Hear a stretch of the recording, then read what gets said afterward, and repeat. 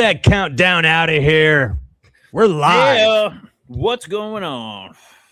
Good evening. How we doing? We ready to get into He Punk? It is hell yeah, dude. I am totally ready to get into Heat Punk. Let's do it. Is it as hot where y'all guys are at is where I'm at?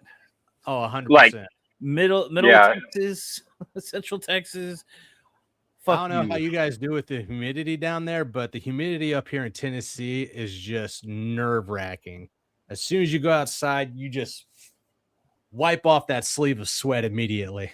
It's been hazy here, not so much humid. It's just like I heard a jet flying overhead and I could barely see it through all the haze, but it wasn't like humid. It was 100 degrees outside, over 100. It's right. Ridiculous, man. I personally love the humidity because I step outside into my driveway to check the mail, and I look like I put in a full day's work.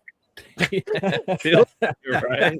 Taking out the trash, I feel like I'm ready to go to bed. Using it to fool everybody. I hear you. I swear. Nah, I can't stand it, dude. Like I was built for cold weather. I was not built for this humid shit. I hate it. I'm ready for this summer to be over now. I'm done with it. I'm a summer guy, but I'm liking winter more and more now. Winter is different down here. I'm a fall and winter guy. I want the leaves to fall and I want the snow to come. That's all I ask. Dude, snow, no. Hadn't got that point yet. I'll take snow. I like this. I'm not in Texas. I can deal with it. No, we can deal with it. We get snow here. Yeah, your guys are shit. It hits freezing down here. That's bullshit, Peter. And you know better than most, but it hits freezing here, and all of a sudden they shut down the schools, and there are like 50 accidents on the side of the road. Freezing. I'm not talking about ice. I'm not talking about sub-freezing. I'm not talking about there's snow or shit like that. I mean, if it's 9 o'clock in the morning and 32 degrees, nobody knows what to do anymore. There's cars in the ditches. There's no like electricity anywhere. We freak out. It's glorious. Yeah, it's a little bit better up here. A little bit north or further north you go, it freezes and people are like, it's frozen. We get ice on the road. Occasionally it'll snow. Once a year it'll snow. What's going on, fandom? Oh, man. What's going on, man? Dude, good to see you, man. Good to have you in the chat, brother. But that glacier, everybody freaked out though. A couple years ago, even last year, we got some crazy snowstorm that blew through. Everybody panicked, but the city was on point. They had like stations all over the city, like 8 or 10 stations, ready to go. There's snow.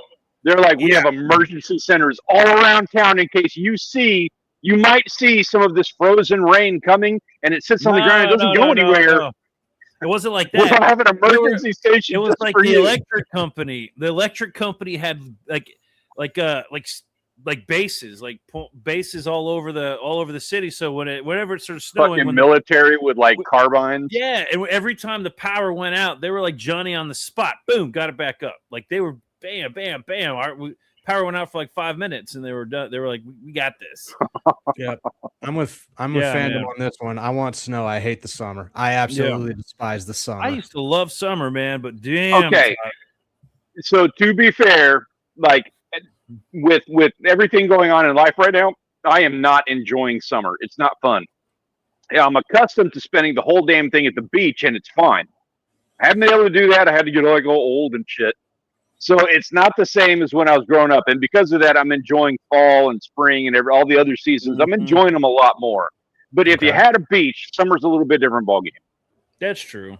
Well, that's because you get to soak in the nice, cool water. I don't get that up here in Tennessee. At least not in Clarksville. We got a lake, but it kind of stinks. Like I just went there today. I took my dog out there today and was letting him swim around and play and everything. I was like, he's having so much fun. And then we all load up in the car and it's like, damn, dude, that lake stinks. Texas summers are the worst. They're hard, yeah. Yeah, man. Oh, before we get into Heat Punk, damn it, I didn't have this pulled up because I do want to talk about Heat Punk because I'm excited about this. That's the whole reason we're here. I know, but I got to bring this up.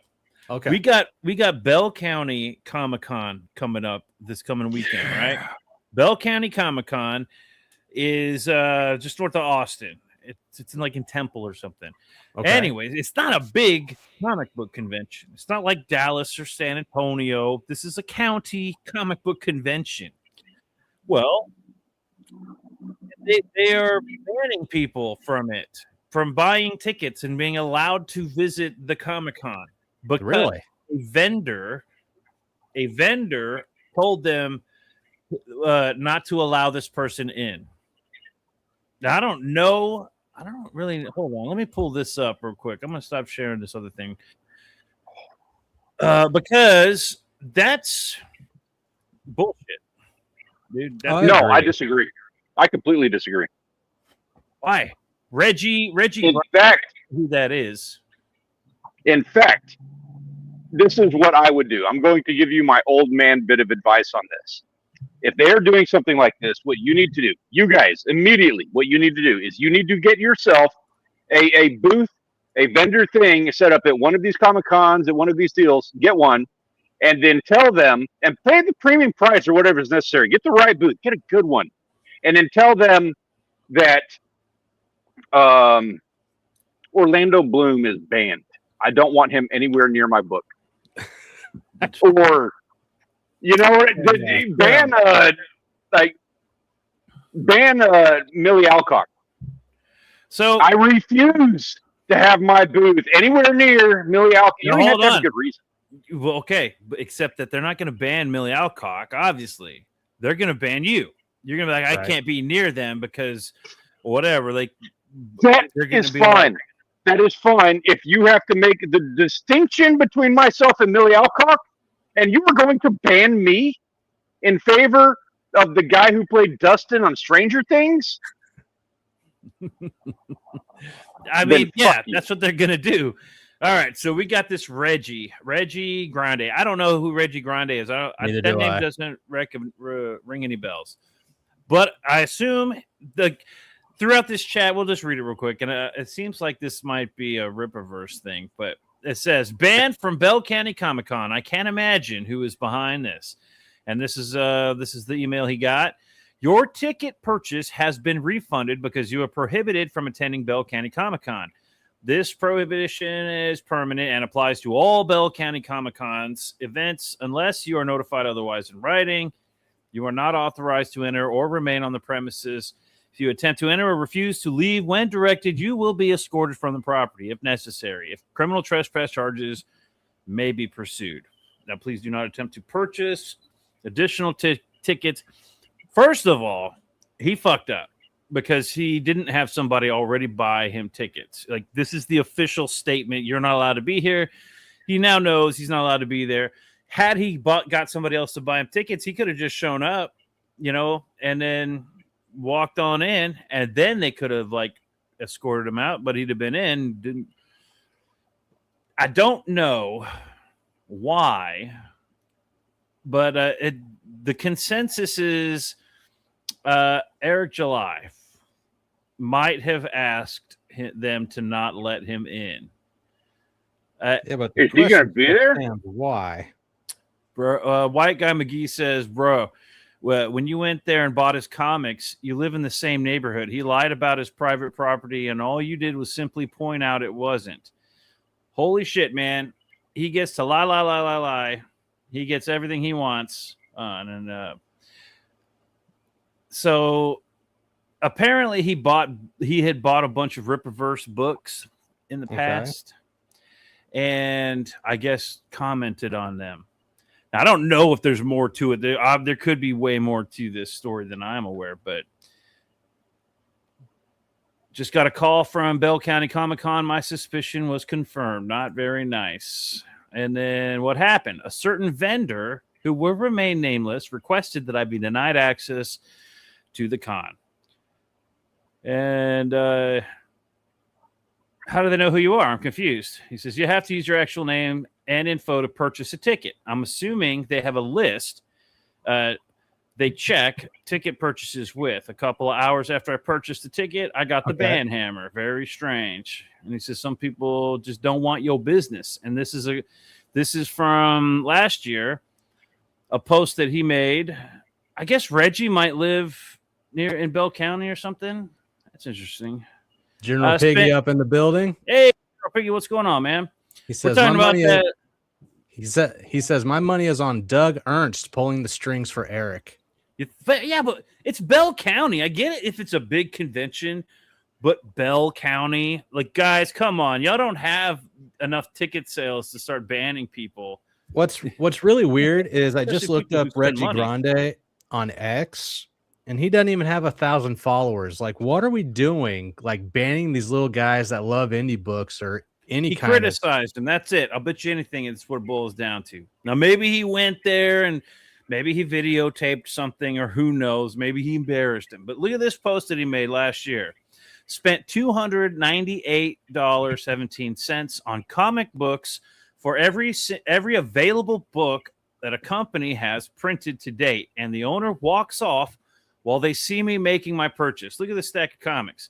You can see the little Rippaverse logo. These are all Rippaverse books. He bought $300. He bought every single one of their books. God damn. And the guy and the owner, assuming this is Rippaverse, because these books, this is a Rippaverse book, and you know, in context, these would all be Rippaverse books. Well, the owner of the booth would be Eric July. So one can assume he's talking that Eric July walked away while somebody is buying every single one of his books. Like, bro, you go and sign them if that's the case. Somebody's coming and giving you money and paying your bills. Go sign those books. Go say hi. We've never met this Reggie, and we don't know if this is like a stalker type issue or not. At least I don't, because I have no idea. I just was the best kind of stalker to have if they're spending $300. Yeah, you're paying for stuff. Yeah, I am not a fan of Eric July. I am not. But I will say, like, there's some things here and there that are like little things. Like I am hesitant to pass judgment on this particular, just little, 140 character posts, whatever it is. My thought is like, so this would be completely accurate and honest if, imagine this scenario, this guy comes up and he talks to him for 45 minutes. He's talking at the booth. He's hanging around. He's doing this. And then he buys $300 worth of comics towards the end of the conversation. And Eric July walks off, this having been the end of the conversation. Eric July walks off because he's been there for 30, 45 minutes talking to the guy already. Right. And it's like, and then still, all of this is still true if you say that, but it's like you miss that other part where he was actually hanging out. I'm not saying that's what happened, but like we've seen that scenario before too, where people get upset because of a scenario just like that. Sure. Dude, where it was fair, every single one of your books, but you go, have a cigarette with him. You know what I mean? Yeah, you go, no shit. Walk out of the booth and go say, hey, friend, you want to go get a little something not to get this post? Absolutely. You do something so that this post doesn't happen. If it's like, well, maybe he's just making it up. I mean, he's got a backpack full of all these books right now. Now, maybe that one's not a Rippaverse book. I don't know. Maybe they are. I can't tell because I've only read a couple of Rippaverse books. But what was he going to burn those with? One and done. Yeah, after, honestly, what's up, Zeke? I was 100% like supportive of this guy, and until I saw the launch of his campaign, and I'm like, I'm used to like people, getting the all the tchotchkes, all the like, hey, help me out and get this book crowdfunded, and now I'm going to spend all this extra money that I get, to go make cool stuff like stretch goals. Trading cards, magnets, all that kind of stuff. Stretch goals were so fun because, let's get them to 100K so that we can all get trading cards and stickers and magnets and pencils. But there was nothing like that. And not only that, the book was like $35 or $30 or something. And then everything was fucking expensive. Everything it was like a separate charge. There was no stretch goals, nothing like that. It wasn't fun at all. And then we eventually got to read the book, and that was, of course, ISOM, and was not very good. No, it hurt. I don't think there was a single part of that book that I was like, oh, that's cool. Like I can't remember a single part that I thought was. Even bad books have that at least one cool moment in it. One redeeming quality. Oh, dude, that was kind of cool. I think they need work on this other shit, but that was a cool idea right there. I don't remember anything like that. It's just generic art, generic story. Like the story wasn't impressive. Right. But if somebody comes up to your booth and they're buying everything under the sun that you have to offer, you don't fucking walk away. Yeah. That's Yep. unprofessional for one, and that shows that you don't care about your customer. And then let's see here. Quote tweets. I don't remember how to find quote tweets, but then on top of that, you don't go ban some, you don't hold down on somebody. You hold down on the retweet, and it gives you the option of quote or not. Well, I was trying to find Ethan right here. Looks like Eric July got this guy banned from his local convention. Worse than SJWs. I mean, go watch Trashcast if you want to get the if you're not familiar with the entire situation. Go back and watch the Trashcast, because it's a ton of this shit over and over again with Riley. Riley was standing outside of one of the Geeks and Gamers meetups or whatever. Eric July was there selling comics. Riley was outside in the front giving away ISOM comic books, and the police came and arrested him because Eric July's buddy or whatever. I remember watching that. That was had him arrested, and it was because he's whatever, bullying, cyber stalking, whatever the excuse was. And I thought, in Texas, I guess it's different everywhere in different parts of Texas, but wherever that shit happened near Dallas, all you got to do is make a phone call, and then the police are like, it's like that shit in the Reckless Ben shit, the American Fork Police Department or whatever. They're like, they pick the side with the business, and then they'll arrest you just because the business says so, even though they're completely wrong. Because what's the business do that the individual doesn't? It creates revenue and brings people into the area. Yeah, and so does this kid who's sticker taping money super chats to the guy's business. Like, allegedly, ignore these super chats. That was on camera, and that's not this Reggie guy. That was Riley that did that. Yeah, that's hilarious. So Reggie, please, I hope you see this, Reggie. This gentleman is in your area, and I know it's not the same. But Peter, are you going to the Bell County Comic-Con? All right. I'm not sure if I want to. I've actually got some friends that are going to be over there, right? You should go. I could go meet up with them, but it's expensive, dude. It's like $50. So that was my next question. How much is it? How much? I want to say it was like $50 or $60 plus the drive. It's like an hour away. It's not that far. Yeah, 40 minutes. Oh, that's a good weekend in my book. Dragon Con. Yeah, I'm going to say it would be worth. It would be worth getting you over there so that you could film a video being over at the Bell County Comic-Con for Reggie. All right, well, here, check this out. I don't know what the circumstances that got. Dude, go. If I had the money, I would definitely go. But I don't know if I can split that. If I can, if anybody wants to PayPal me, go PayPal me the money and I'll go.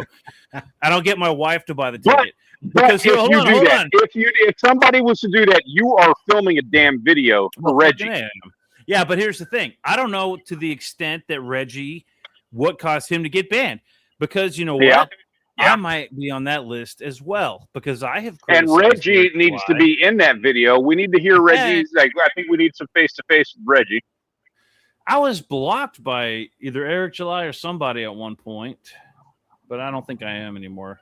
Maybe it wasn't Eric July, but it was. Anyways, I've gotten into it with the Ripetard guys, which some of them aren't the worst, but some of them are really. I'm not even going to go down that road. The fandom, the super fans. So basically, the way I see it, there's like the huge fan base, right? They just want to buy cool shit. Sure. And some of them are like, I don't really hate Eric July. Some people are like, I don't really hate Geeks and Gamers. And they're all kind of intermingle. But then you've got those fucking psychos that are just like crazy. If you criticize anything of their little section, then they'll jump your ass. You get like 30 of them. I've gotten into it with arguments with these guys, and like 30 of them jumping out of nowhere. And we've got like one or two in Comicsgate that I do think goes, they say some pretty nasty shit, right? Yeah. On par with the Ripetards. And I don't like any of that shit. But because of these kinds of situations, I might be on that list as well. So I would have to get somebody else to get me a ticket into there. That'd be interesting. Hard to if you do. stirred up shit like that. And Reggie should have done. And Reggie, if you are in the area, hit me up, man, because I'm near Bell County, so I'm always down to go fucking chill and talk comic books and whatever. Not to mention, this is Texas. You need to have a comic book bonfire. We got your back. Fucking A, man. Yeah, we could go. We could do a Ripperverse bonfire. A Ripperverse bonfire.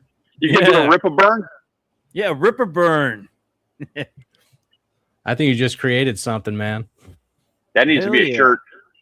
Welcome to Rip a Burn 2026.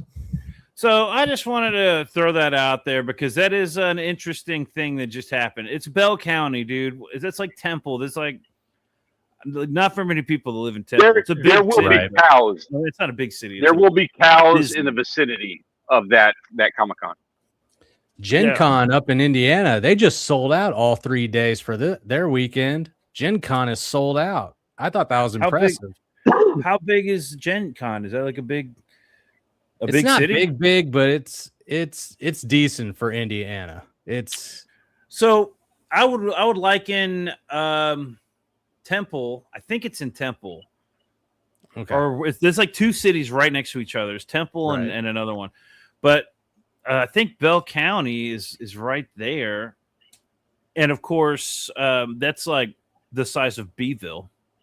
Like that town is not big. It's not. It may be slightly bigger than Beeville, which Beeville, so that's like 50,000 people. Yeah, there might be like 100,000 people. I don't know. I'm not too sure how big that town is, but it's not a big town at all. It's a town.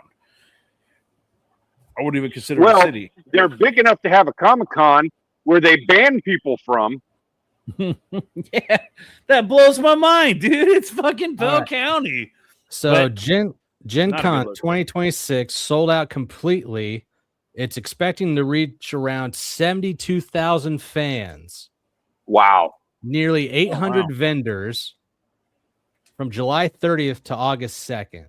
It's the third consecutive sold out event. Damn. I think we're gonna have to try and hit up Gen Con. I don't think I'm hitting up Dragon Con this year, but next year it's either Gen Con or Dragon Con. All right, so Bell County is the entire county, 407,000 people. Okay. 407. So that's about the size of Corpus Christi. It's not as big as Corpus Christi, though. It's not even close. I'd say Waco is smaller than Corpus Christi, and Waco's got to have more than they got more people. Corpus Christi might have more land mass. They cram more people. That's all of Bell County, though.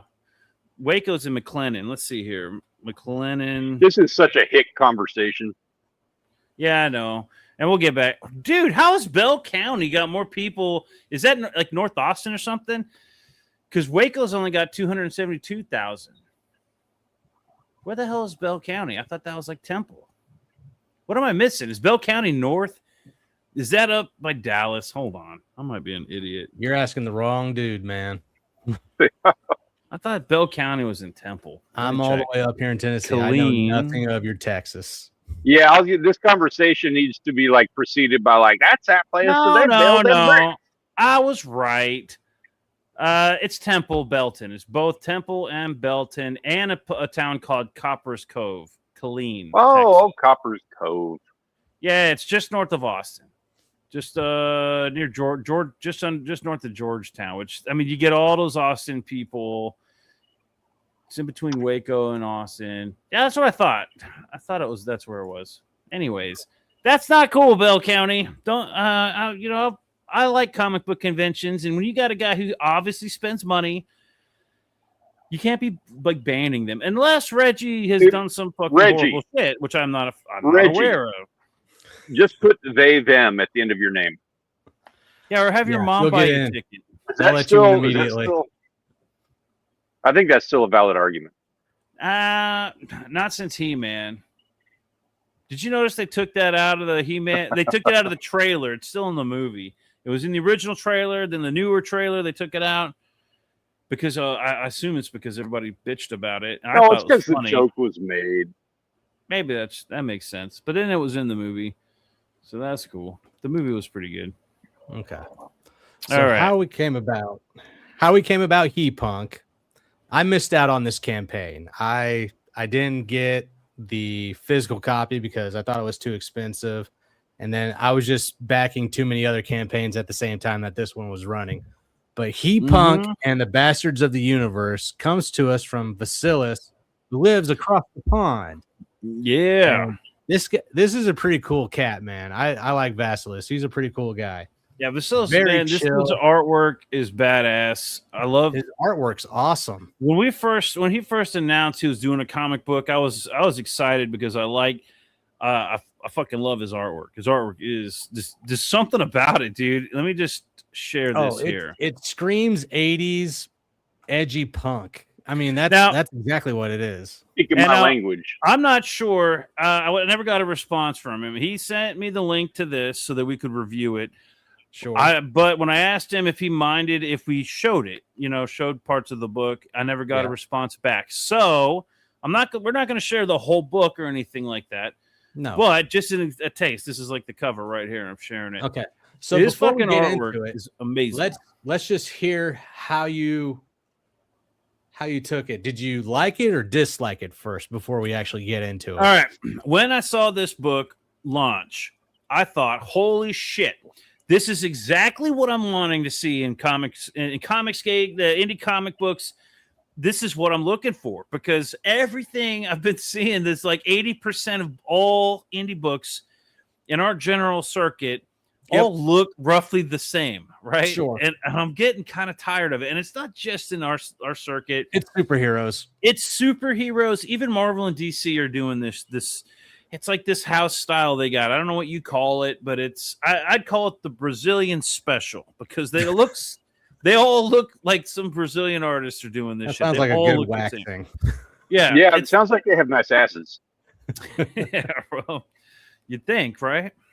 You'd think a little bit. The artwork generally isn't that great, and it's a mixture of like the artwork and the colors, and you know what I mean. Like some people just aren't. I ain't got it. They just don't have it.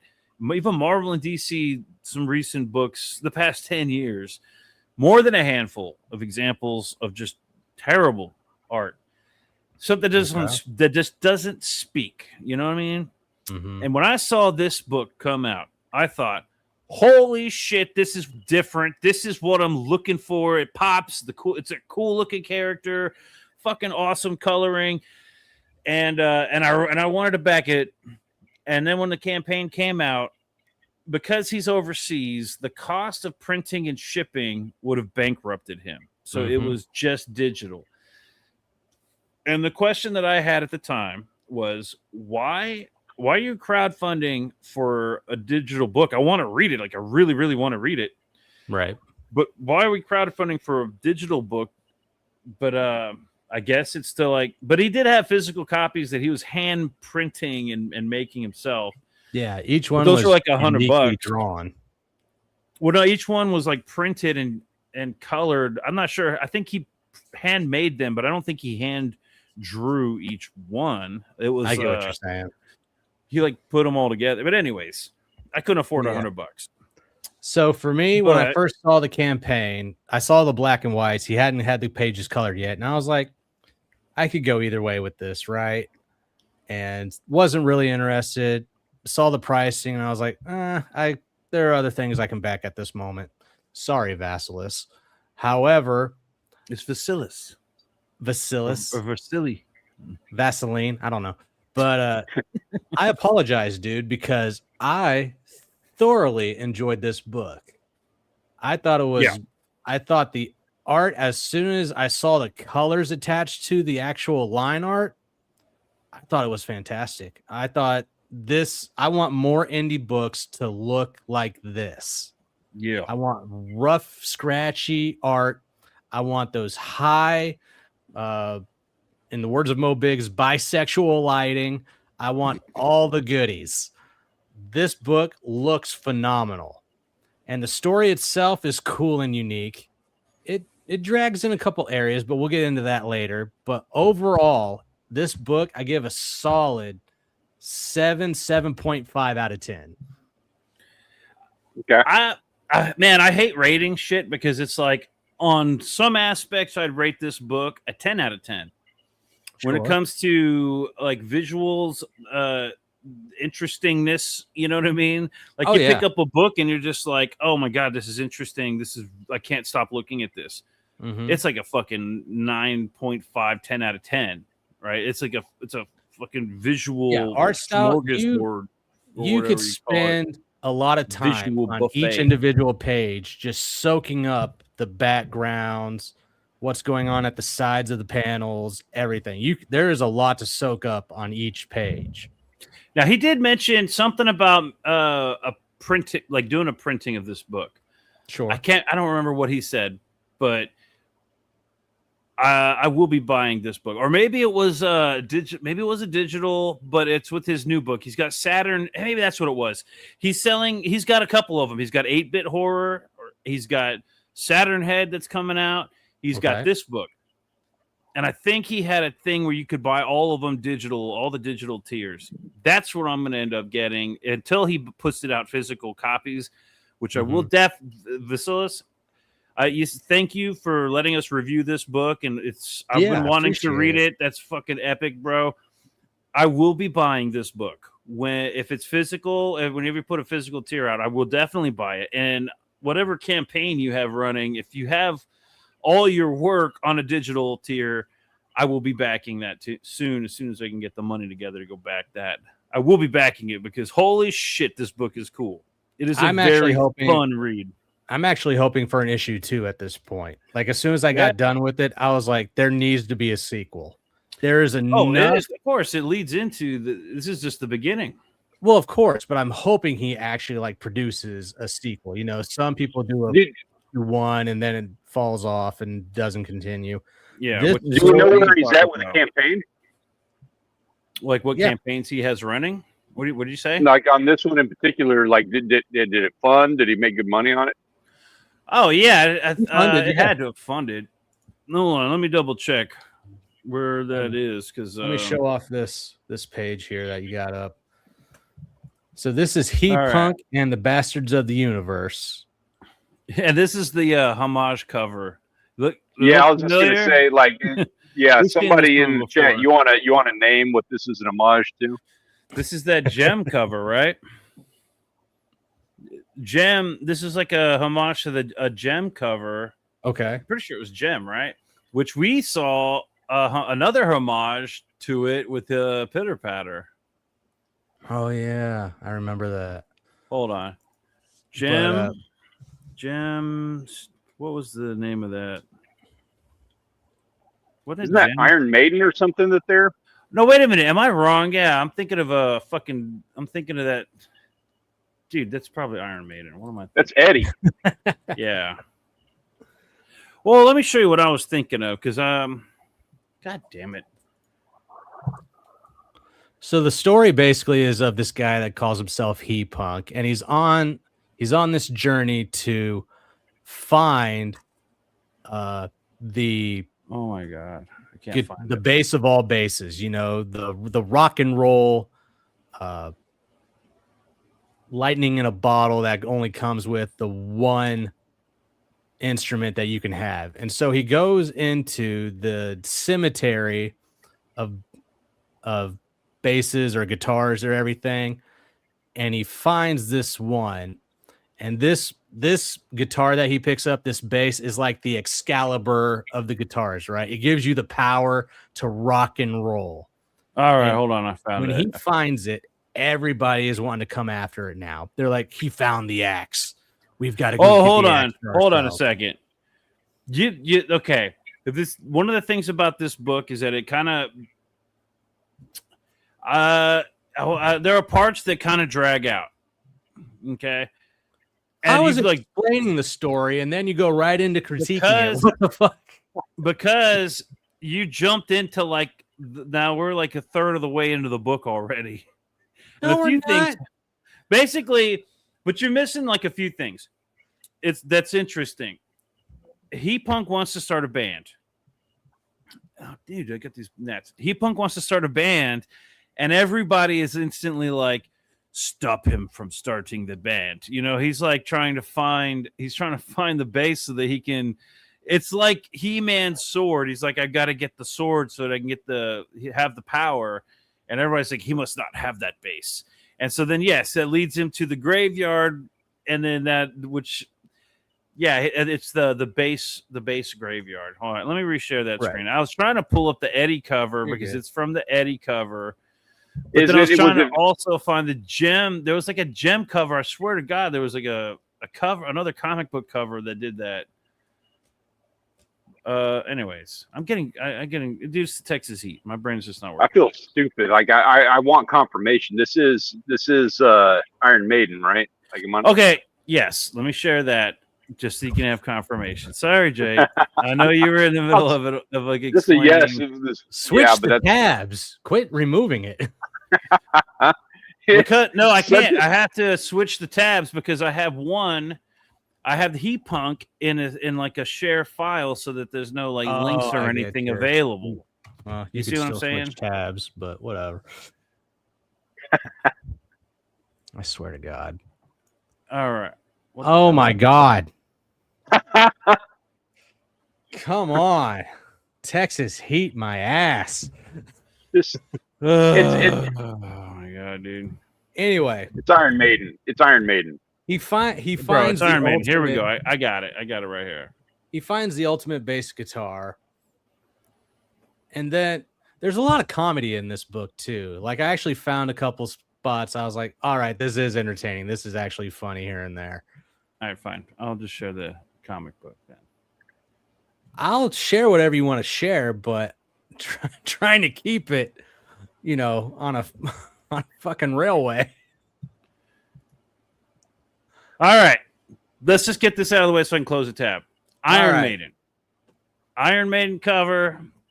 Gotta love it. Yep, I can see it. All right. That's it. I had to pull that up. You got me sharing it, Jake. That's the problem. Apparently.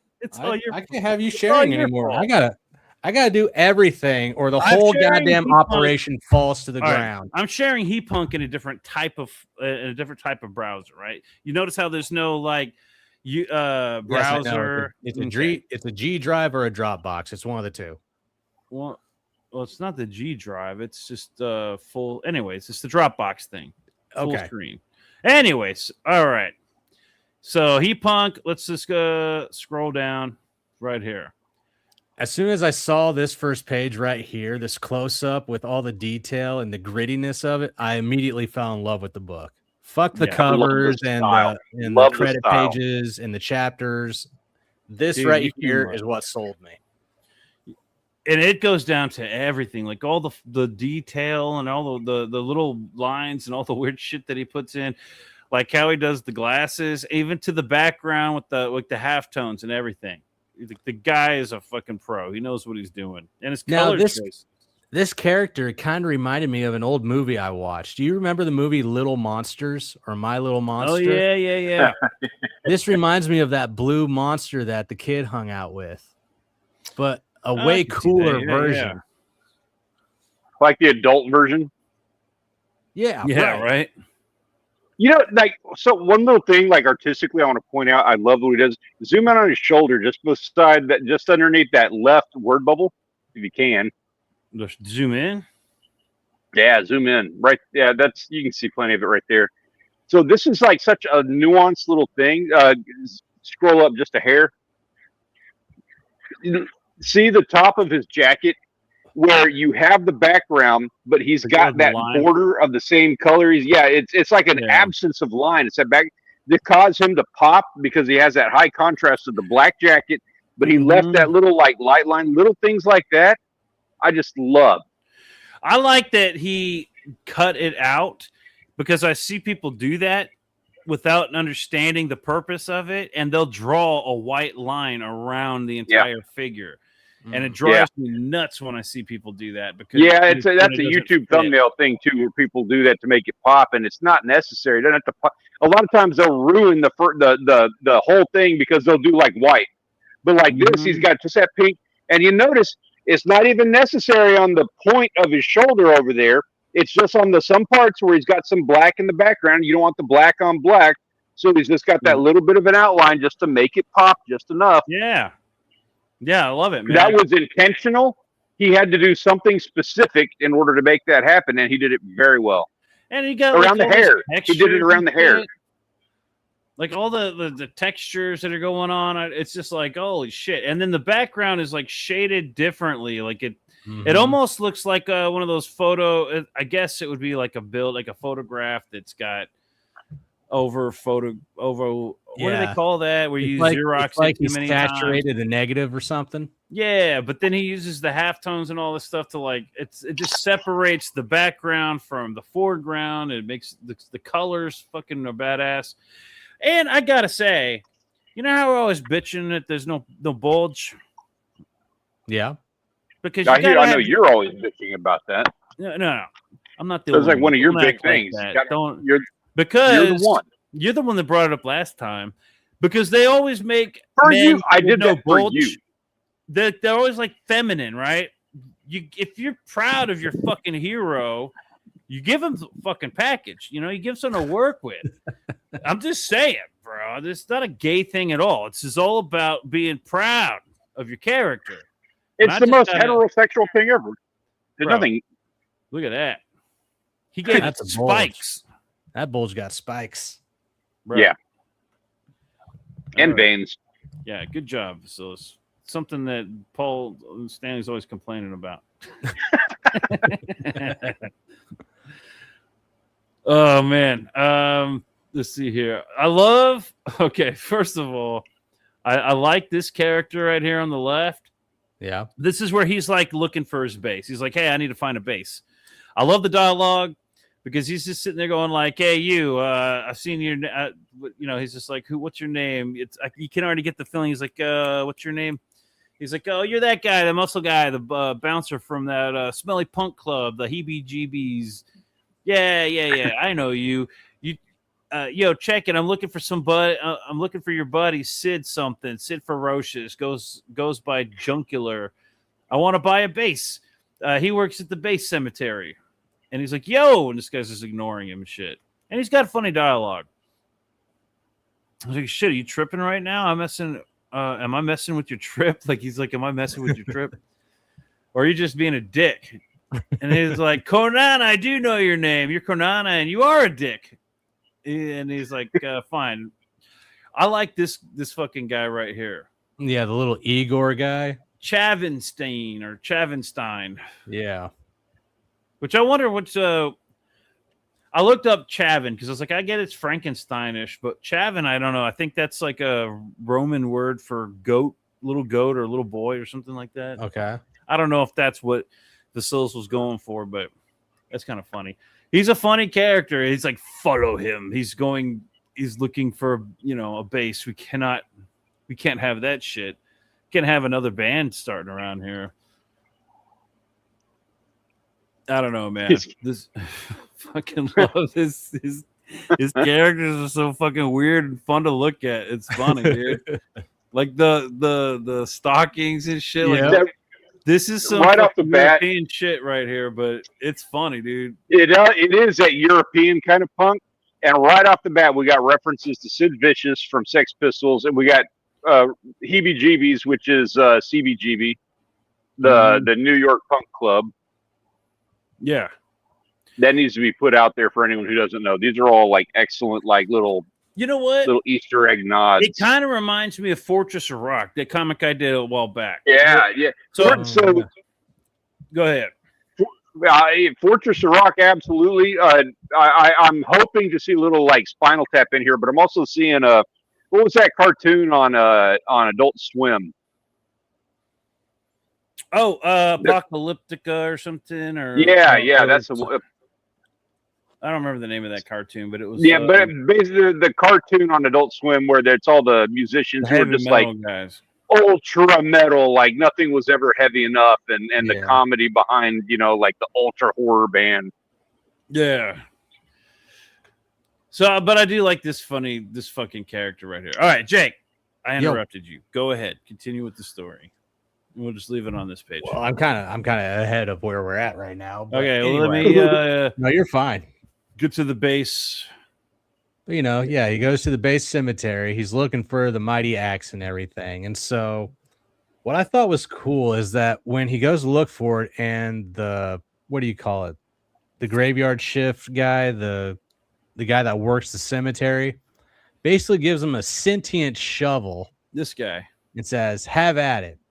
And this shovel flies across the base cemetery, going to the pinpoint of the axe that he knows is going to suit He-Punk.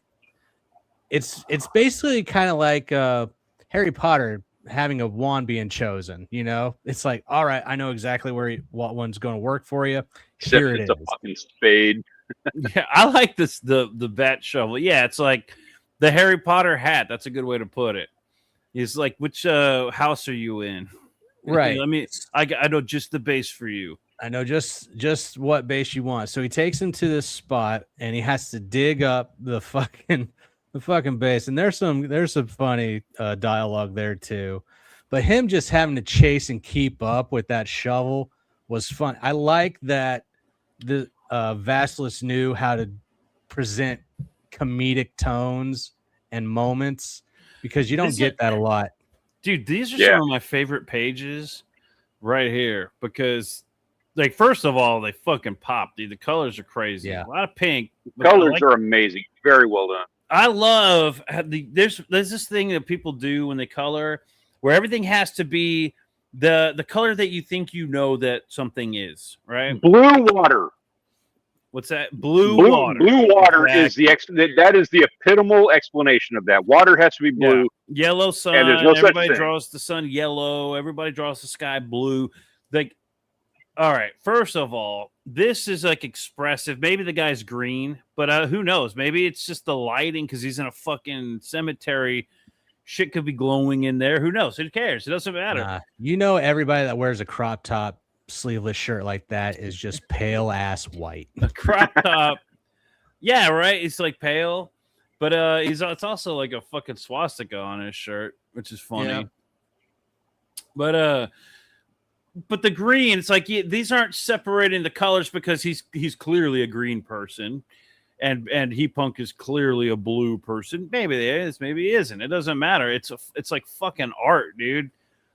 Mm-hmm. It's just the way things expressively are shown. I don't know how to explain that, but I just fucking love these colors because dude, the guy's a fucking genius with these colors. Everything the way it should be, and the colors are what enticed me to just continue reading, because the art gets more bombastic and crazy as the book goes on too. Yeah. This panel right here, dude, could be a fucking poster. Like, I feel like I want a poster of this on my fucking wall. Oh, you want to talk about black and white? I need to find a base. Can you please help talk about Necro out? You want to talk about blacklight posters? This book is full. Oh, yeah, man. The whole book could be a blacklight poster. That's what he should do, as like one of those like little add-on things or like merch that you want to sell. Blacklight posters, like punk rock. English punk rock blacklight posters. I imagine the most of his business would be coming from America, but I'm sure he's got local business, and all over but there's got to be a way to have something. Hey, we love Americans love that English punk rock shit. Well, sure, but what I'm saying is, if he wanted to print in the States and then sell it in the States, I know what company was that they handled the logistics or the shipping and everything, but you'd have to have it printed. Jake, what was the name of that company? I'm not sure, but you say we enjoy that European pop and rock, but everybody dropped the ball on Gorillaz. What do you mean? I like your Gorillaz. Yeah, what are you talking about? Gorillaz are super popular. They're so popular that lead singer did a punk rock band, had a hit #1, and then went and did whatever kind of music you call the Gorillas, and had a hit #1. Like that dude's done it twice. Yeah, but that dude's done so many different things with so many different bands and individuals. It's crazy. He and it's because he's English. Yeah, 100%. But Gorillas aren't as big as you would want them to be over here in America. That's why they don't visit often. Like this year, I think it's September, they'll be in Atlanta. And I'm going to miss out on them because the tickets are so fucking expensive. Because you're the typical American. Dude, what is with tickets these days?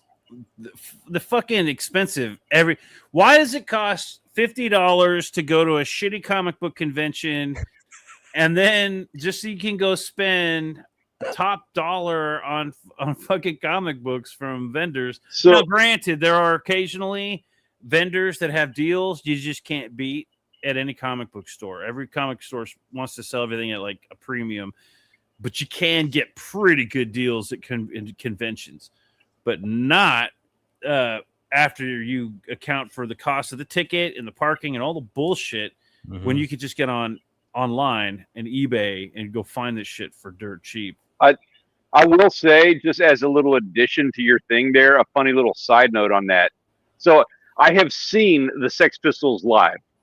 Okay. And that sounds cool. For anybody who knows Sex Pistols, that's a really old band. They're from like the 70s. So that makes me sound old for one, but that's also like one of those punk rock nostalgia things. Until you hear that I paid $175 for the ticket. God damn. Yeah, and you're like, for Sex Pistols? Did you at least get to be like in the mosh pit at least? Okay, so this was older $175 ticket Sex Pistols. So there wasn't a mosh pit. We all had seating. We all got to sit down, and it was a very elegant experience. You sat down for Sex Pistols? We sat down, and we enjoyed our IPAs. What the fuck? Yeah, it was not IPAs. What is okay? First of all, I know that's a bag of worms. I know. Fuck IPAs. I agree. I know where we're going with that. Fuck all that. We can have that. We need to have a whole. Let Stanley have his IPA. He wanted to feel like a college kid again. Will you? Okay. I like my Sex Pistols. Pinky up, bitches. A minute ago, I looked like I'm assuming you were doing this with your cigar. You were like holding your elbow, but this is what we saw on the camera. So, yeah. Let me tell you about the time I saw the Sex Pistols with my IPA. It was unbelievable, and the orange.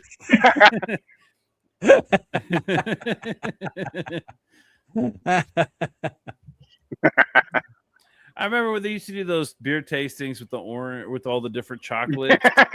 Yeah, I started that shit. That was fun, but they all tasted like ass except for the orange and the orange. Like the orange beer and the orange chocolate were the only ones that were any good. They went really well together, but everything else was like a stretch, man. Mm-hmm. It wasn't you that you're the one that got the professional to come out and like do his little beer tasting, but it was what I thought was glorious about that, just for the record, we had our little like beer tastings that we put together, and they had the one or the two where they brought out chocolate with the beers, and they did like a pairing of the chocolate with the beer, and it was its own little thing. It's all fine, whatever, having a good time. We're drinking beer. Fuck yeah. But also the fun part of that was the dude who went to the beer tastings with us, and all he drank was Lone Star. Or it was Coors Light. It was Coors Light. All he drank was Coors Light. Like they had the beer tasting. They'd be like, here is the orange chocolate with the Belgian ale. And he's like, they're handing it out in the little sampler glasses and shit like that. And we're all drinking our beer because, whatever. And he's like, with his little Coors Light, and he'd take the same glass and he'd pour his little Coors Light in there and just kind of push the chocolate away. Yeah, I was in there. Well, okay, first of all, that bar had Lone Star was like their beer. They were like the number one Lone Star. Lone Star is a beer for those who don't know in Texas. Obviously, it's a beer Texas. It's a Texas beer that's like dirt cheap. But this was like the place that sold the most Lone Star in the state, right? Didn't he have that record for a while? Yeah, he had some kind of like record like that. Yeah. because he had this sale where it was like I don't know, like it was like $1 a Lone Star or some shit. It was like the cheapest you could go to get drunk, and that bar rocked. It was the coolest place in the world. House of Rock in Music Corpus every Christi. night. Go check that place out if you're in Corpus. Yeah, But if you're in Corpus Christi, check it out. House of Rock. you see Epic. this big giant dude walking around with a beard, looks just like me and Stanley here. That's Casey. Go say hi, Casey from the Orchard Brothers. Yeah. But yeah, dude, that was a lot of fun hanging out over there. I was the guy doing the beer tasting, going, "Where's my car bomb? Like, I want a car bomb." Mm-hmm. I do car bombs over there all the time. Anyways, that bar was so cool. It got me to write a whole comic book about it, and it was very similar to this Heat Punk in the sense of like I was making fun of all the other bars in town that weren't, House of Rock. There was like a goth bar called the Compound, and I called it the Compost because everybody over there was dead, and it was, I don't know, it was funny. Of course, this is much better than what I did because yeah. All right, jumping ahead. Yeah. This is he gets the base, and I love this panel too. This is another one of those like poster panels right here. I could put this magnet on my fridge. You know what I mean? Where the axe comes out of the ground. Dude, That'll be down a little. No, we're gonna go down a couple more pages. Okay, well, hold on, because so he finds where the shovel went, right? Like, and he's just like, "What have you unearthed?" Because he thought he had his own base, and so he's like, "But the shovel was like, nah, that's not your base. This is your fucking base, boy, right here." He's like, "What have you unearthed?" And then this crazy shit, Jake. What do you make of this? The bass is speaking to him. Clearly, this is a bass guitar. Yeah, but it's speaking this is one of the coolest things about this book is this like evil magic coming out of the bass. Occasionally this bass like speaks to him because once he gets the bass, I fucking love this art, dude. This should be a cartoon or something. Can you imagine this being turned into like a cartoon? Yeah. It needs to be like a full-on movie cartoon. Yeah, man. Because I can already see the action, like this guy walking up to this and all this fucking red lightning shit flying everywhere. Like Sin City style, and how edgy it was, especially at the time, but this. See, like when the guitar talks, like when it gives you those like little guitar, like this. I'm thinking in the style of Peter Frampton's "Do you feel like we do?" You know, when he does that with the guitar. That's how I feel like it should do. I'm hearing like evil whispers, but yeah, I can see what you're saying with that. Yeah. The bass is just like okay, hold on. This is from the frets, right? The frets are speaking. So this would be what? The high pitch and the low pitch? So this is like he's like, what's it saying to you? I don't know.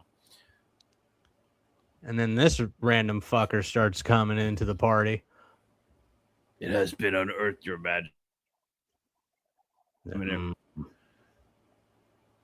don't know who this guy is, but he must be. He like reminds me of the singer from Apocalyptica or whatever that cartoon was.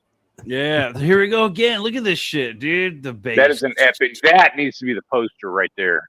His fucking panels and his the whole fucking dynamics and his drawings are everything is just coming at you or going away, or he's just got the coolest fucking. This is like the coolest book to look at, man. There you go. That's a poster. That's the poster. That's the blacklight.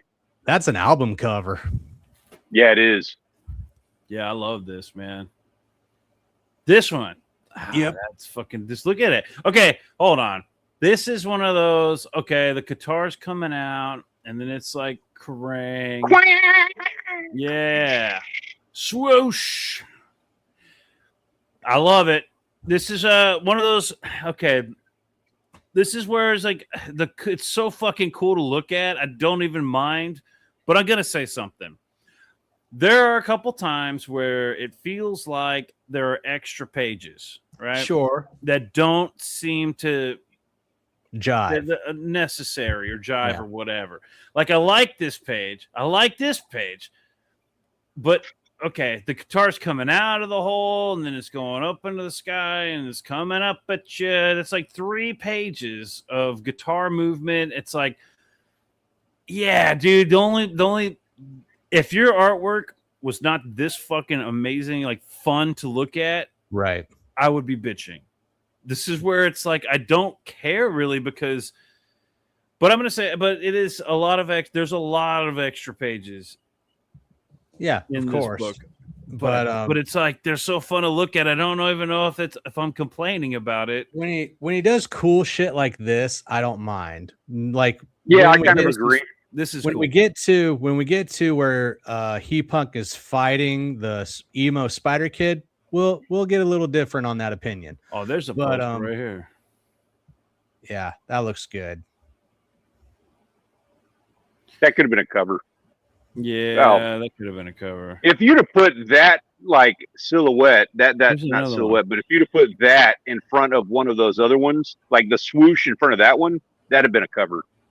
Oh, maybe, yeah, go back and forth at least or something because you got 3. Okay, this is 1 page. So this is 2 panels, and then you got a page, and then you got another page. And then you got a page. Yeah. A badass page. And then we got like another page, and this is all. How many pages is that? That's 4 pages. 5. 5, damn. 5 pages. And it ends with this pretty epic. Oh, no. Okay. So, okay, I'll just count these 5 pages up to this scene right here. Now, I could see this being fucking a badass scene in a cartoon or a movie or some shit right here. But I guess that's what I was talking about. Like, a lot of extra stuff. I feel like they could have been squished in, but then again, like, this is a cool page right here. Like, they're all I kind of like this. Pages. If it was somebody else, if it wasn't as dramatic, if a lot of different things, I'd be standing behind you on this one. In this particular circumstance, I'm willing. Yeah, so I would be, and I would be a lot more willing to accept it if maybe there wasn't other circumstances where it seemed like drawn out. Like if this was the only time, I'm 1,000% on board. I'm totally fine. I'd argue you. Yeah. If it happens multiple times, then it's kind of like it becomes a little bit of like a trope and a thing. No, but that's the thing. I'm not even complaining. It does happen a few times in this book, but that's the thing. Like I'm not complaining because I love looking at it. It's like so fucking cool to look at. I'm not even complaining. It's just it's like if almost any other book I would look at and somebody to do that, I would be like, come on. And I don't even really mind it in this book, but I noticed it, so I had to mention it. I noticed like when I was reading this book for the first time, I was like, we're lingering on this reveal of the axe, right? Mm-hmm. And I didn't mind because all the colors and the scenery was really cool and everything. I noticed it way too heavily when we get down later on in the book, but right now I'm still happily reading this book.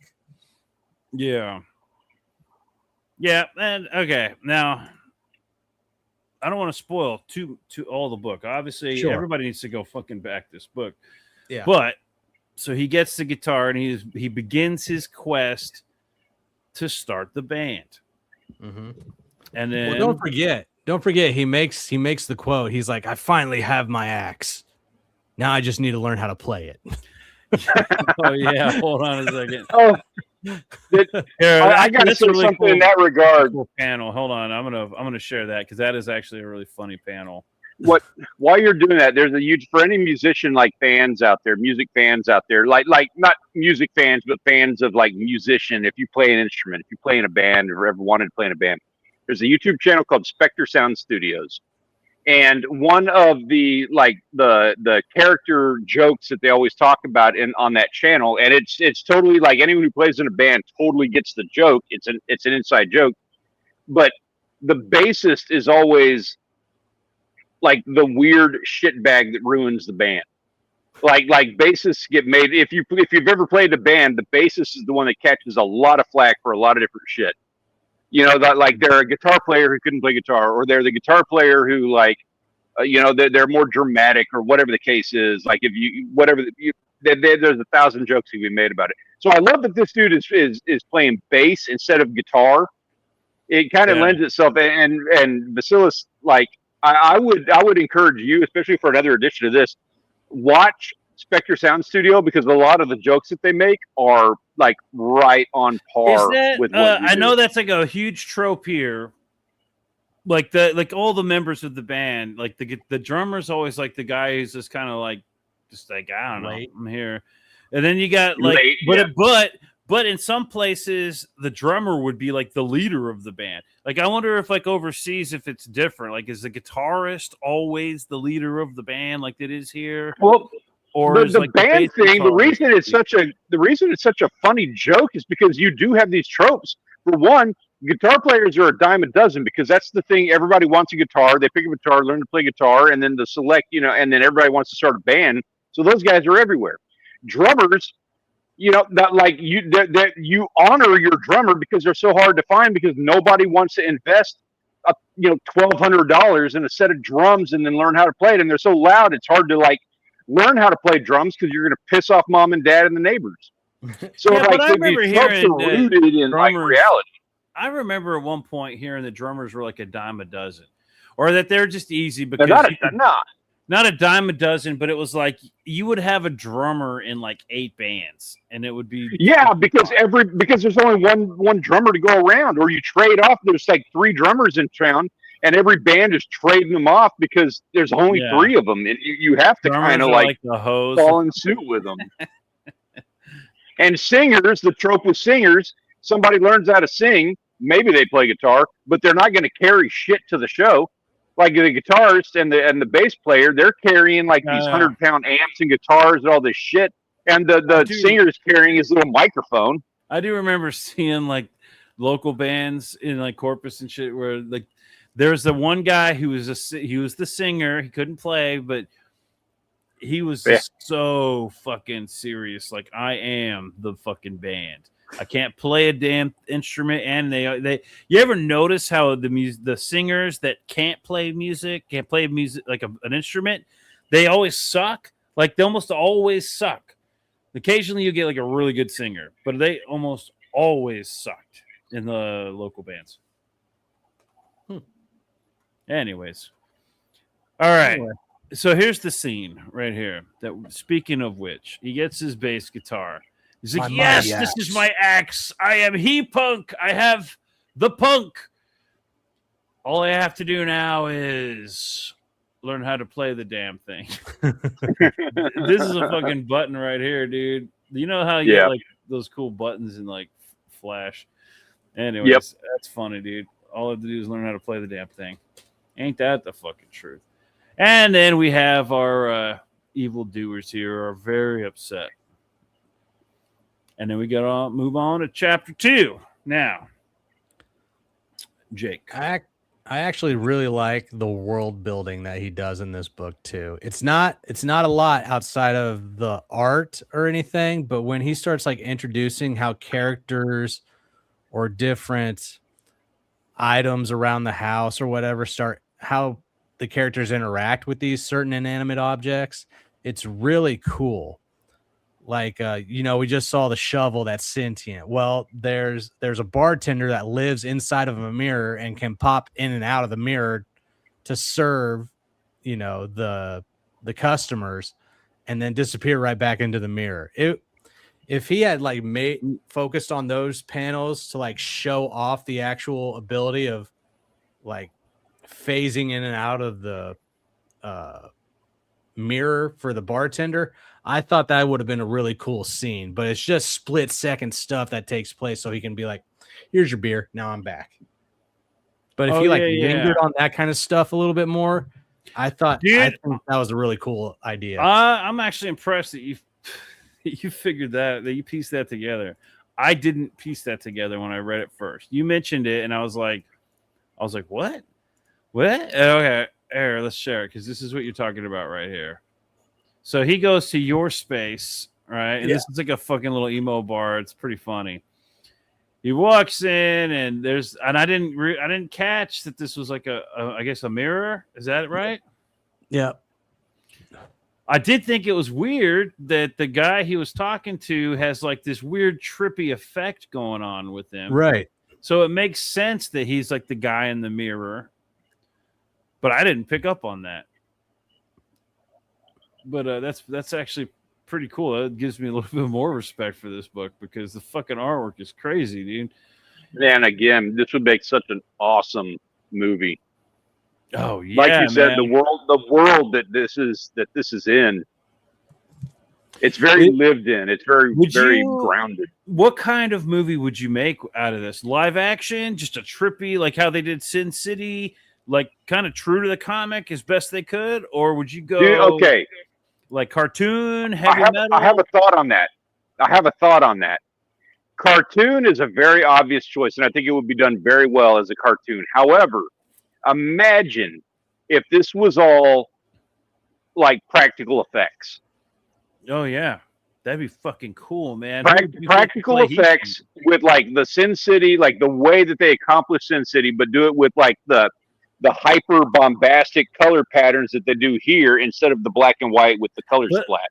Figure out a way to do it with lighting, you know what I mean, and makeup and shit. Yes, practical effects. Yeah, I would figure totally out how do to get that color on that dude's face. I would totally do it like the movie Pop Star, like Ralph Bakshi's old films, you know, where he like rotoscopes animated characters into live action stuff. Oh, I can see that could be cool too. Yeah. Do something actually, like that. I have a fucking on my computer. I have an app that does that. I have two apps that do it. I have Adobe. I can do that in After Effects, and then I have a whole nother program designed just for that, like just for rotoscoping. It's not for rotoscoping; it's for drawing. It's basically rotoscoping. But what you do is you draw a picture over an image, and then instead of rotoscoping it tracks the same way the rotoscoping is where, let's say you cut me out of this, right? And then you can adjust that cut line around as I move, right? Rotoscoping would kind of like, there's like a tool where you can kind of follow it, but after a while it loses its adhesion to your outline, and so you have to readjust. At any rate, there's a thing where it does the same thing, but instead of cutting you out, you draw a picture around yourself, and it moves that picture with your features for as long as it can until eventually you have to redraw it again. You know what I mean? To keep, otherwise it'll end up. I would totally. Bill Haver does that shit. I would keep all of the colors and the way the characters look and everything, but I would definitely do it kind of like Cool World or something like that. 100%. Yeah, I would draw influence from like Cool World, Roger Rabbit, Nightmare Before Christmas, and stuff like that. Beetlejuice. I would use all those kinds of elements. You know Cabin Boy. I would go all out, live action, and figure it out. Figure out how to make it. Yes. Like every fucking scene. Figure it out.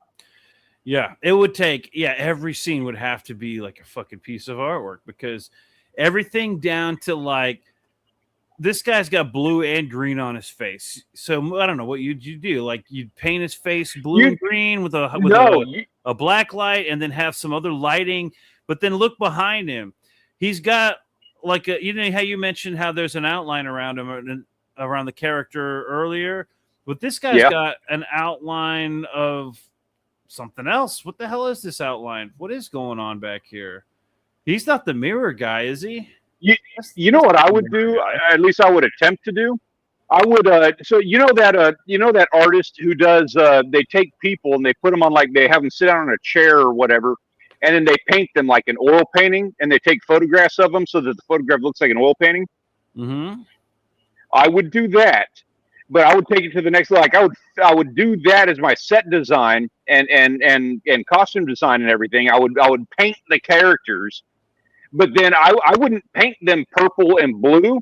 I would paint them brown and yellow, and I would paint their teeth black, and I would have them wear like black contacts and stuff. And then I would do that flip of the color to where it's the opposite colors to make it that bright. Yeah, that's a like weird... use two effects.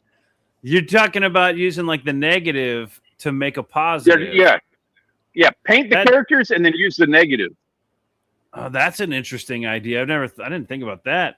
I was thinking like you could paint them like a blue, but then have the green light all over them, or something to that effect. And then for the background, you can have that lighting. You could give them like a silhouette, kind of like, okay, here, like this. I'm silhouetted by my background, right? If I'm over here, it's different. But if I'm like here, I'm lit up. But would imagine if I had something moving back there, that I had the light moving all in different places. Yeah. You know? Yeah.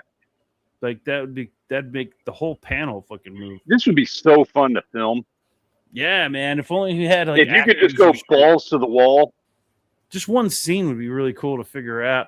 And the guy behind the mirror, how would you do that? Like I would put some kind of weird translucent shit in front of the camera lens and have light reflecting off of that while also having different lights reflecting off the actor while having weird projections in the background. Yeah.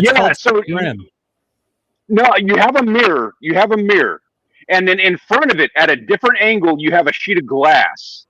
And you have the actor doing the mirror person sitting next to him, to where you see his reflection in the sheet of glass, but only the highlighted, lighted sections. So he's not an actual mirror because he's reflecting off the glass, not the mirror. You know what I mean? Oh, like how they do some of those ghost things. Yeah, that'd be cool too. Like so he's actually like he's kind of on top of the mirror, but he's not a mirror, but he's there. Light him up real good so that he doesn't look like he's a reflection. He's like behind, like he's actually behind it. Yeah, like he's in it. He's in the mirror. Yeah, but it's not in that. But you don't see the actual reflection.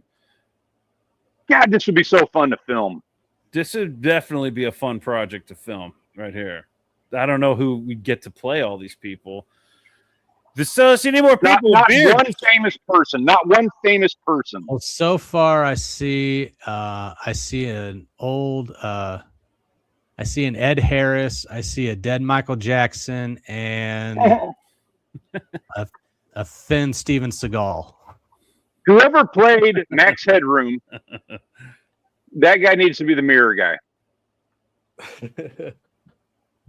Oh, Max Headroom, that guy was in a lot of shit. He was in Honey, I Shrunk the Kids, right? That was the neighbor.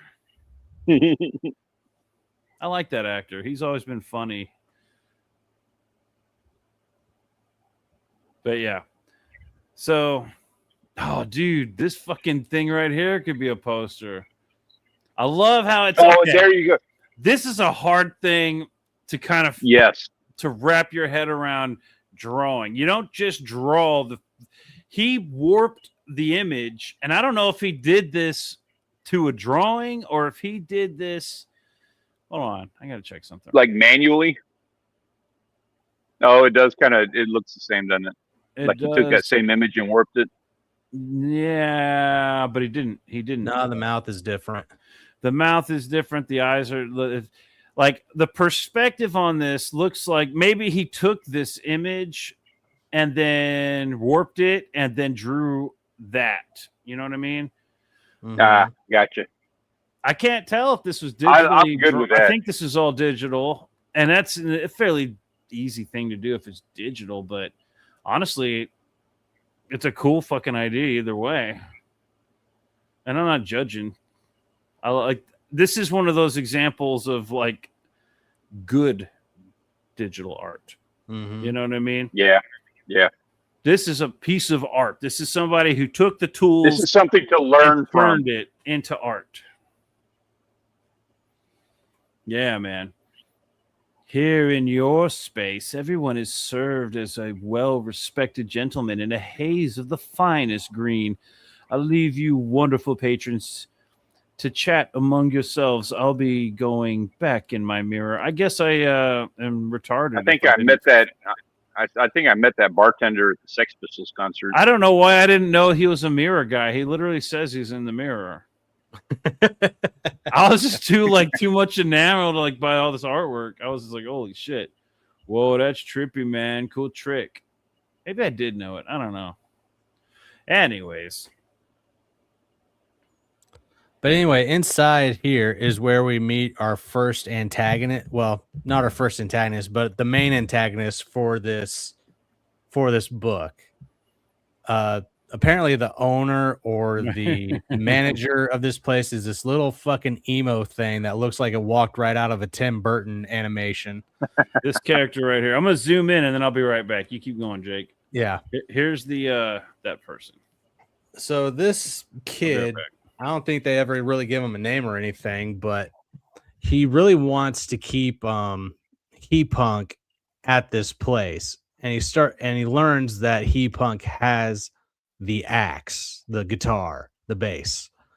And so now he notices this and he wants to take the bass for himself because this kid here wants to start up a band and get back the fame and all the little girls and everything to fall in love with him again. So you can see by his outfit, this dude was obviously some kind of like punk rock, band dude. But you can also see the business attire like under the jacket with the tie and the button up and the collar. So he's had to go a different route, but it's because he sees this axe that has the power to make him a rock star. He's like, I need to get back into it. I love the feeling of having the fans call my name and want me and everything. Sex, drugs, rock and roll. So He Punk's, nah, I'm gonna dip out, dude. Thanks for the beer. I'm a head out. And this, I can only imagine this kid sounds like some kind of whimpering piglet. That's exactly how this character sounds to me. Like an dear. I thought it was a girl when I first read it. Like Piglet. Yeah. Yeah. This character sounds like Piglet. I guarantee it. Wouldn't that be absolutely, totally precious? Oh, what a sweet thing to wake up to. How are you feeling tonight, honey? Oh, for fuck's sake. It's one of them. It's one of those places. Oh, my God, dude. How many times has that happened? When you walk into one of those places and you're like, hey, this is a fucking cool place. I could dig this. And then one of the regulars. You're like, oh, I get it now. Oh, honey, what are you? I walked into a pizza place in Austin that was like that. And and I was like, hey, it's like a small little hole in the wall. This is like North Austin's. What was the name of that place, Paul? That fancy neighborhood where everybody's a hippie and a weirdo, and there's like that weird road that called Austin. No. This is Cedar Park or some shit. It's up the park. Okay. Anyways, so we walk in and it's like a cool little bar looking area. They make pizzas and shit, homemade brick oven pizzas. Hell yeah. Well, I'm like, everything's like the fucking spinach a la whatever. Like they can't even read the fucking menu. And so then I'm like, well, what do y'all have with for like human beings? I'll have like the meat pizza. And they're like, well, we do have a pizza for our non-vegetarian friends. And I was like, I like how it's like non-vegetarian friends. And I was like, wait a minute. A pizza? So what is it? What do y'all serve here? And they're like, well, this is typically a vegan place. And so all our pizzas are vegan. We do have one that has a pepperoni on it. And I was like, oh, okay, yeah, I'll get the one with pepperoni on it. No. When they served it to me, I misheard them. They said a pepperoni on it. They fucking came out with this fucking big slab of dough, this big like cooked dough, pizza crust with like oil scraped on it and like some fucking spinach leaves and seasonings and a single fucking salami. It was a big pepperoni, but it was like a single pepperoni slice. And I'm like, I paid $30 for this shit. What was the veggie pizza like? Like, what is? And they're like, well, we do have a feta. And I was like, did anybody? Okay, like, what does that guy got over there? And they're like, well, that's something else or whatever. And I'm looking around, I'm like, holy shit! Everybody in there was a fucking hippie, weirdo, vegan. And I'm like, I just fucking walked into one of those places. And this place is that. What a gorgeous look you have. What's your name, sweetness? Oh my goodness, you add so much to the atmosphere. hey, listen, I'm gonna finish this bottle and get out of your hair. Well, would you like another bottle? No, ain't that? Wouldn't that be nice? That's the one. That is something I didn't quite. I don't know, man. Those kinds of places around here are not like that. They're like they're not like, who wouldn't you like another bottle? Would you like another bottle? They're more. But you had one. They're like, yeah, you've had one. Well, I'll buy another. And like, but you've already bought a bottle. And it's like, yeah, but I was gonna. This isn't Lone Star, friend. And they're like, well, I got the money. I'll pay for it. Well, of course you're gonna pay for it, but you've already had a bottle. And it's like, well, is there a problem? Like, you know what I mean? There's like all this fucking judgment for wanting to continue to drink. That was something I was like, motherfucker, I am an alcoholic. Yeah, don't you know? Like, give me another fucking Renaissance fair, bro. I must have drank like 4 bottles of that shit. You just walk around Ren Fair and you buy bottles of mead or whatever they sell. I don't even know. It's like a mead wine. I had like 4 bottles walking around that fucking thing. I was nice and tipsy. Oh yeah. Next time around, bro, I got us. Yeah. That's what I'm sipping on tonight, by the way. And I have one I took from Dad, the corn one that you made. I might go grab it here in a bit, but down quick if I start drinking that shit. Anyways, so I don't know if things are different over there, but over here, you go to one of those places and they expect you to bring alcohol for them. You know, it turns into that real quick. Anyways, go ahead, Jake. But anyway, so after He Punk says, "Nah, I'm not going to be sticking around here," little emo gothic punk owner, whatever, gets very offended by it and notices the axe sitting by He Punk and is like, "Oh yeah, oh, that's it." And then immediately when he's about to leave, he's like, "Give me the bass." And then turns into all these bats. And then this interaction, this fight scene with the emo kid that turns into bats and then to a huge ass fucking spider lasts for 40 goddamn pages. I counted. This is one of those. Now, I do like that there's dialogue going on right here. And there's a big fight. But it is a big fight. At least it has dialogue. I feel like that. All right, when it comes to dialogue, I like the direction he's going. I like the dialogue. I think it's funny, but it does kind of feel like, oh man, some parts feel like it could have been thought out a little better or something. I don't know. Better jokes, better comebacks, more. Maybe I'm just being nitpicky. I'm like, at the same time, going like, oh, dude, I like that sploop or whatever. You know what I mean? Mm-hmm. I'm looking at all this shit going like, oh, I fucking love all of this. It's so cool. But then I'm like also reading it going, oh, you know what? I would have had him say something a little bit more hardcore. Like, are you for real? And it's like, there, look at you, nice and gunked. Like this character here has definite personality in their. I would have had the word bubbles a little different right here. This character's word bubble a little different. Yeah. But like, I would have had him say like, oh, for fuck's sake, or some shit. You know what I mean? Are you for real? Like He Punk seems like he should be a little bit more, I don't know, consistent with the badassery. Or the goofy badassery. Like as soon as this emo kid like turns from the bats into this like huge like spider creature thing, I immediately hear Little Piglet turning into like a full-on pterodactyl sounding thing, like he gave me my eggs. Yeah, something like that. But I mean, look at that. That's exactly what would screech out of that mouth. That's exactly this. Like, oh my god, dude, this does remind me of somebody I know. Like, I've been to places where people they do turn into these vicious fucking monsters. They really do. The second you order meat in their vegan joint, exactly. You fucking go in there and they're like, "Oh, I like your look. You look like an interesting fellow." And then you're like, yeah.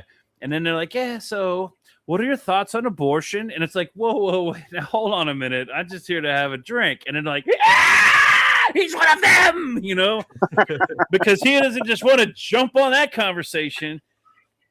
And it's like, holy shit. Who did you vote for?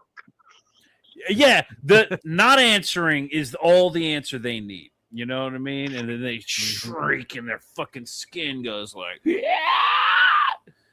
And now it turns into a nightmare. It's fucking crazy.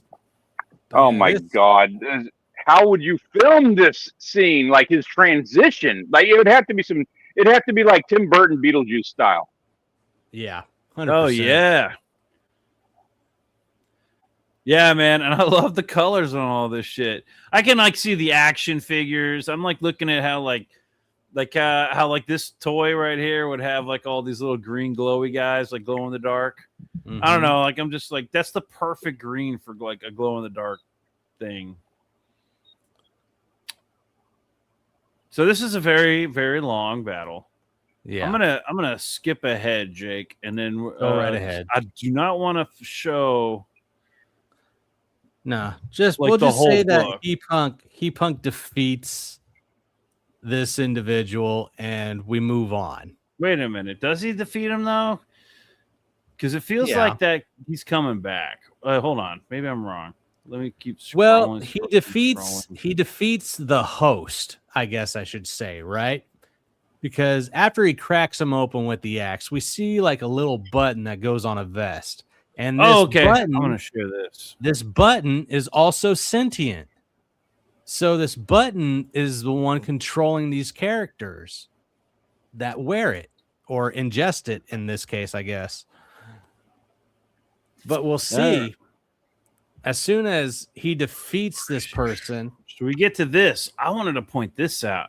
This is another one of those moments where it's like, this creature thing is, but then the guitar starts to speak. It starts to come alive, and I can already see bass sounds. Yeah, I can already see like the lightning, and he's like coming around, like covering the whole guitar, and it's like it's starting to speak.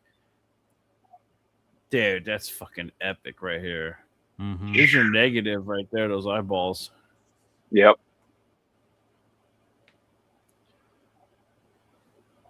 Eat wood, you fucking fuck. Now that's a cool line.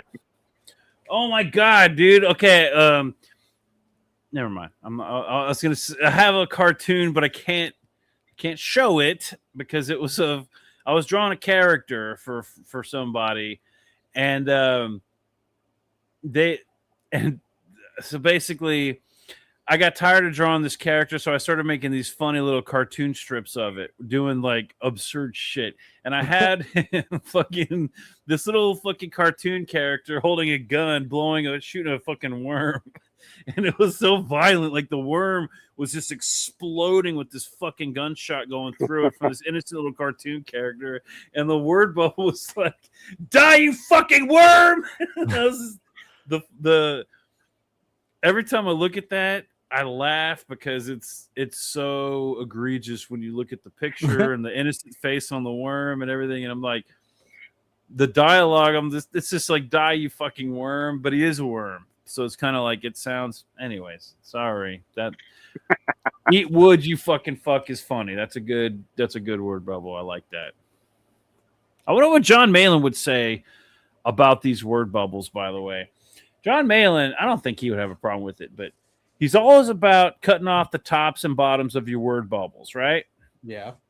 He always wants those words. But this is this is what I would call an actual comic book, right? A piece of artwork with a fun story. It's entertaining. I don't know if you need, it's beautiful. You wouldn't cut the tops off of this word bubble. This is kind of like a natural word bubble. I have not seen any instance on a word bubble yet. I'm sure there's minor ones, but I haven't seen any instances on word bubbles where I'm like, this detracts from what's going on. The one example, the one exception to that, I take that back because Jake made that point earlier about the character when he changed, and the word bubble probably should have changed with the character. That's the only example. The bubbles themselves have been just fine. Like they've worked, and the onomatopoeia has been very good too. Yeah, I do like his sound effects. Splat, splat, crock. The like fact that the bass has word bubbles with no actual words, like it speaks volumes. Oh yeah, and another one of those epic fucking angles. What's that? When Stanley said it speaks volumes, I was like, huh, that works on 2 levels. Stop, please wait. It's okay. because I'm pink. I deserve that bass. I deserve it. Ain't that the fucking how it always works? Isn't that Isn't that how that conversation goes with those guys? Mommy was supposed to buy it for me. As a matter of fact, we should get Dojo to voice the thing. What? I deserve this? Yeah. He's got the perfect voice for it. Let me think about that. Sounds like not for real quick. Just FYI, guys. I'm sorry, I'm at 1% battery. I'm letting it ride, but I'm gonna drop in a second. I'm sorry. All right. Yeah. All right. So then there's this epic battle going on right here. All right. Yeah. Next, after this battle takes place, after the battle, and he cracks open the enemy, you see this like little button that would go on like your lapel or something, and it's sentient. It actually like talks to him, and then he throws it up in the air and hits it with the guitar like a baseball bat, and it flies into the mountains. And then comes back Frankenweenie, which I don't know why I love this character so much because he does so little. But he rides on his little moped because he sees it flying through the air, and he's like, "I'm going to go get that." So, it's another comedic scene. Like he's like flipping, pulling jumps off of different hills and mountains to get to it. It's just real odd, zany. Oh, that's another one of those moments when, and I don't think there's actually anything problematic about showing this. No, it's not egregious or anything. No, it's just like I don't want to show too much of the book because I think people definitely need to go buy this book and read it because it's fucking hilarious. Oh, 100%. This is one of those moments. Okay, you were talking about how he took the pin and he's like, "Man," he's knocks there it off. is. And then it's like flying off into space, and then you got this like Frankenstein, this whatever Berenstein or whatever. This is one of those. I felt like this was a lot of pages. It was, but not as much as the fight, and it changed the tone to where it was comedic. That's true. That is true. So it helps. And it's still fun. It's so fun to look at that I actually didn't mind because it does change the tone of the comic book. He's like going on this big, long adventure, still driving, still going. Still going. So, yada, yada, yada, yada, and now. Somewhere in Castle. Go back to where he actually picks up the button because it changes him into what the person was before that held it. Yeah. So that's the power of that button. It turns you into that. I like that he has some dots over the O. Oh that is awesome. Oh, yeah. And it doesn't even faze him. He just stands there like he just took it. He doesn't understand or he doesn't care. It doesn't register with him. He just looks like that now. And then he goes about his way to deliver the button. I thought it was hilarious. Dude, I love how everything is rock and roll. The guitars are, the buildings are guitars. The graveyard is a bass graveyard and all that. It's so fucking cool. So this is like the evil lair, and he's still got the button. And he still looks a certain way. And then so he grabs a button, and he's bam back to normal. How come he didn't? When he grabs it, he doesn't change at all. So something's different there. Like he knows how to control it or something. I just don't know what.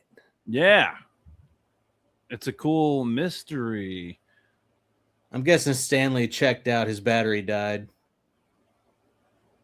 Oh, yeah, probably. All right. And he's sideways. I like this panel right here. Like this particular panel, the silhouette, the anti-silhouette or whatever. Yeah, I like it's awesome. That. It's fucking really cool dynamics on this page. I wholeheartedly enjoyed this book. Me too.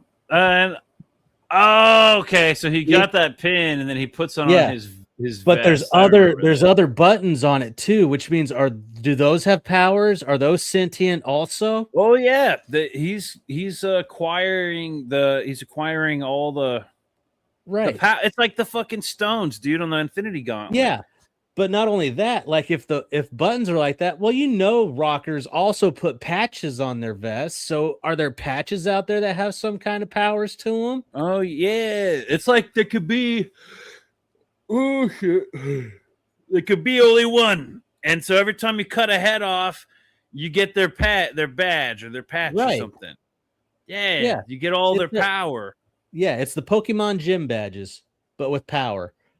Dude, I can't wait to see where this book goes. Like, it's so it's gonna be cool, fun, man. I'm waiting. Yeah, I hope he's working on issue 2. Okay, so he's got a lot of stuff going on. He's got, and let's see here. He's got, let me pull up Saturn Head, because I think that's the one that he's crowdfunding right now. How do I minimize? Okay. I'm going to pull up Saturn Head. Okay. Because I want to take a look at that campaign. What the hell? So, all in all, I think I'm going to change my score. I'm going to give it an 8 out of 10, just because going back and looking at it again, it is that enjoyable. Even though there are some typos or misspelled words and bubbles here and there and everything, and some things go on longer than they really should, like the fight scene with the spider. Overall, as a whole, the art, the story, the comedy, the action, all of it together, this is a solid first outing. I am so glad he allowed us to review this book and check it out. Yeah, man. And I will be buying whenever I can find what campaign he has going on.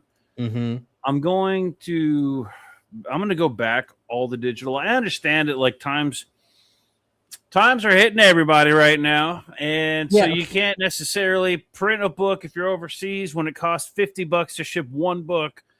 Can you imagine how much it would cost to ship 100? Fuck that though. He could work with RJ of Critical Blast, like so many have, like Kemosabe and all the others. Critical Blast books to come over here. If you want books over here, work with RJ over on Critical Blast. He'll send books out for you in the US.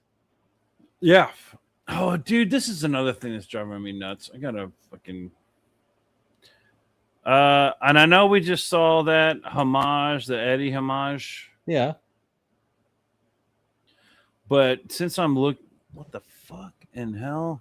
Oh no, damn it. Okay, I'm trying to find this. Open image, a new tab. Okay, as I was looking up 8-bit, the 8-bit horror comic. It looks like Animal from the Muppets. And I have no idea about what any of this is. I was looking up Vasilis Lolos' 8-bit horror comic, and then I stumbled across this, and it's a little fucking thing, that pet peeve. When it comes to homage covers, find something better than this one. I am fucking sick of seeing this one. This Todd McFarlane, which was supposed to be a G.I. Joe cover, that ended up being a Spider-Man cover, that ended up being a Spawn cover, and then ended up being every fucking Todd McFarlane fan's homage. Like, hey, when you got a hard on for Todd. Everybody's doing it though. Do something like there's got to be another Todd McFarlane cover out there. Like how many times did Todd McFarlane do a homage to himself with this cover? You know what I mean? Not even Todd McFarlane, man. Like there are other covers out there that you could give homages to that are just as cool. Like I have this old hang on.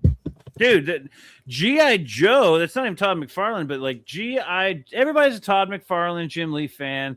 So Like, I'm a homaging fan. them is, it's cool, whatever. But Yeah. there are so many better covers out there to do a homage to. Like, go check out the old Astounding science fiction comics, right? Why am I Hell frozen? yeah. Am I frozen? Not on my end. Okay, I'm frozen on my end. But anyway, the old Astounding science fiction books, like, check out that.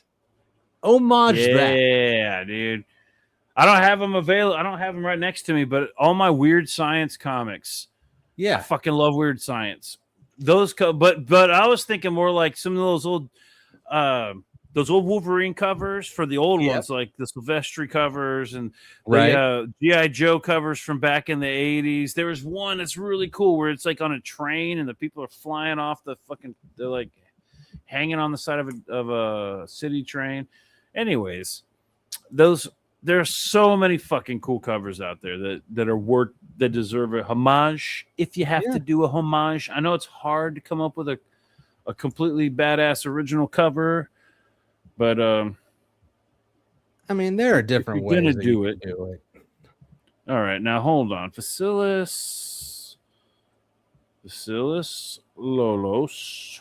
Like Naruto has cool covers. New 52 comics of like Teen Titans or Red Hood and the Outlaws have some cool covers. There are cool covers all over the place. I don't know why you got to keep on going back to the same goddamn ones just to be like, oh, we got a homage of this one that's real famous. Yeah, you and every other motherfucker out there. He's got 8-bit horror it's like a preview campaign. Okay. This looks cool too. Is this a sign-up page? Looks like it. It says this campaign. This is a campaign preview. Okay. But I don't see any options. This is on Indiegogo. This is again with the Indiegogo Does bullshit. it at least say sign up? Yeah, boy. That's what I'm talking about right there. That took some time.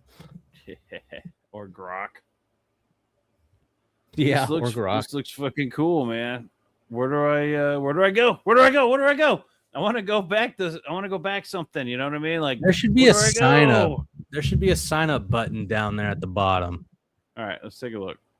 Nah, go up. There should be. Nah, go up a little more. Right there. What's that say? Write your message right here. What about the pink and white buttons? What are those? Most recent, most popular comments. Why is it showing the project comments? Because Indiegogo's all weird and different now. This campaign. This is the project page. Oh, that's the campaign preview. It's not even a sign up yet. That's weird. He doesn't have anything on Fund My Comic, right? Not that I know of, no. Fund My Comic. But his art style completely changed for that. Yeah, that's what I'm saying, dude. Everything he does looks fucking cool. And the Saturn head looks cool too. I wonder if he's got anything on Fund My Comic. Let's go look. We're going on a comic hunt. We're going on a comic hunt. I got my browser. I don't know if Facilis has a brand name for his comics yet, but I don't know if he goes by Facilis on Fund My Comic. Well, let's look it up. Saturn Head then. Okay. Nope, not there yet. No. What about 8-bit? 8-bit. I wonder if he hasn't not 8, but 8-bit. What about He Punk? Maybe it's all on his website. Probably. Does he have his own website? Okay, I have no idea. I'm gonna go look over here. But I really hope he actually turns He Punk into an actual comic with like a physical copy. I want the covers. Oh, fuck. Dude, can you imagine with neon colors? Page. If he did like neon Sunny colors. Days with Gray Clouds said, I backed Saturn Head. It's closed. It will be coming soon. Well, damn. When did it launch? Who said that? Sunny Days. He is planning on a physical. Good. Yeah, I heard I thought he was planning on a physical, but where did Saturn Head go? Where's all this available? Saint Lucky Shop. What is that? Let me take a look here. What is Saint Lucky Shop? Is this his? Am I sharing screen? Okay, let's take a look. Wearable images for your human avatar. Oh yeah, this is where I saw all the shit. Okay, you can get Heat Punk. If you buy the Heat Punk comic book right now, I think he still has this deal going on where you can get the free T-shirt. You go back the book, you get a T-shirt for $30. You get Heat Punk Culture War Vet T-shirt combo. So you get Heat Punk plus free T-shirt. And then, okay, so what is this? You can get the Heat Punk, or you can just get the book by itself if you don't want a T-shirt, a free T-shirt. And then you can go over here and get all this merch, which he's got a lot of badass merch. This shit looks fucking cool. Oh, dude, the Marduk Knight one too, or which is the one with that? It was Marduk Knight, like before he came out and said, "Hey, I'm Vasilis." Mm-hmm. He was running around as like Marduk Knight, and he had all this cool Marduk artwork, like he was going to do a comic book. It's like he keeps teasing all these ideas he's going to do. Come on, man, get on with it. We need to see this. We want to give you the money. This is the Marduk shit, I think, if I'm not mistaken. Oh, that's Maybe crazy. not. Or is this his like Odysseus stuff?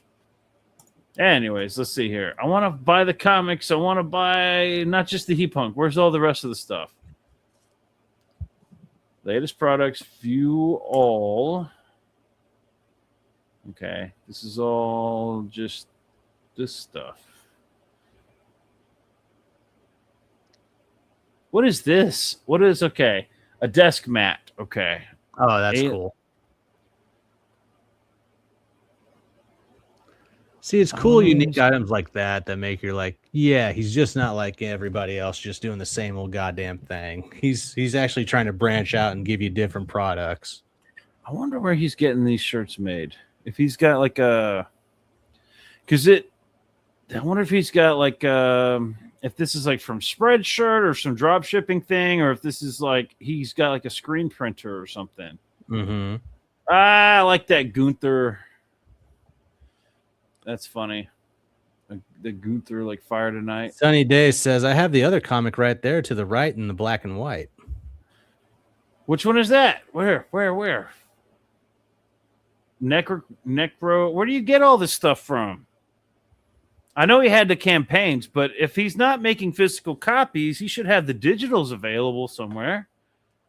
Unless they're just not done yet. Then that's totally understandable. Home. I'm going home. Explore the collection. Sonny just said go up. I said I did go up. These are all the wearables. Browse all. Okay, go down. All right, we got a T-shirt. We got like the coolest deal here ever. Comic plus shirt, comic book, shirt, desk mat, cup. Another shirt. What is this? Heat Punk 12x8 print. And then I don't know what Hat's Maximum Overdrive is.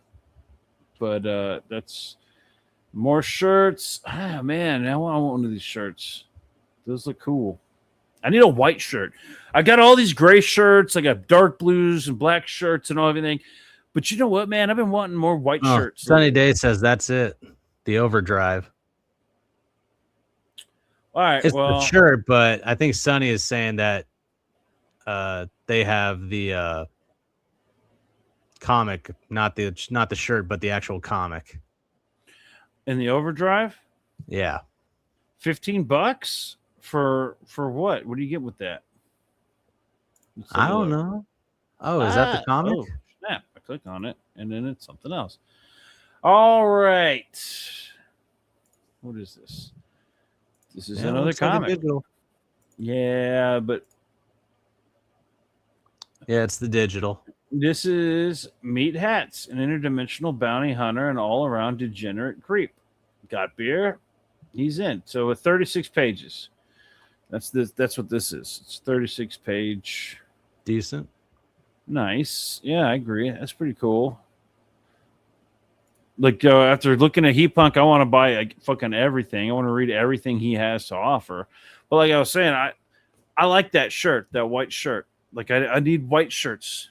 Nobody wears white shirts.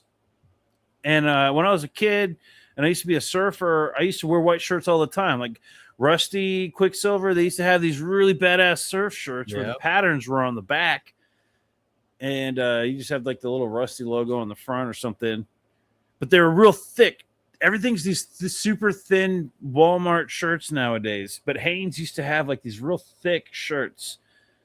And they I don't know, they felt good. They were durable. They lasted like 20 years.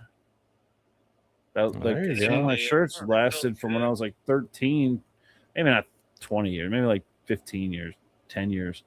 Okay. Either way, that's pretty good for a t-shirt. We need some cool shirts like that, man.